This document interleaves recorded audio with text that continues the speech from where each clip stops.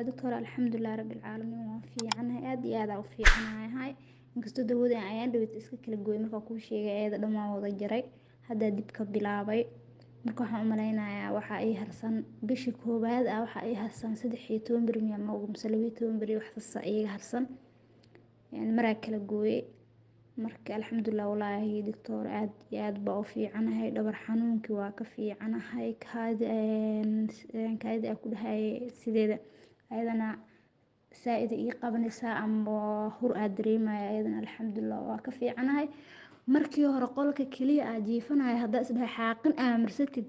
ridda intaan qashinka iskugu goyn dhabarka kansal wallaahi uu noqon jiray laakiin alxamdulillah wallaahi maalin dhaweyta anoo baraaweynaya aan 4 qol iyo baradadood iyo jikadood isku hagaajiyay anoo dhabarkayga kaliya baraaweynaya haddana alxamdulillah rabbil caalamiin waxaa ka baxay anoo dhabarkayga kaba ka dareemaya la arkin mar dambe isweydiiyay haddana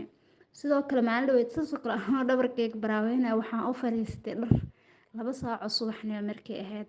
waxaan ka kacay 10 saac galabnimo markay ahayd dhinacii uu i xanuunay oo dhinacii gacantii waxaas i xanuunay inkastoo aan in badan dhar dhaqinin haddana alxamdulillah dhabarkayga kaba kama aanan dareemin alxamdulillah rabbil caalamiin aad iyo aad baan ugu caafimaaday inkastoo wax badan ka cuno wixii aan ka cuno dhowr iyo 10 beriyaha wallaahi doctor wax weyn baan iskaga gartay aad iyo aad baa u mahadsantahay ilaahay dawo uu igu siiyay waxaa ka rabay waa ka helay inta dhiman haddaa sii dhammaystirana insha Allah waxaan rajeynayaa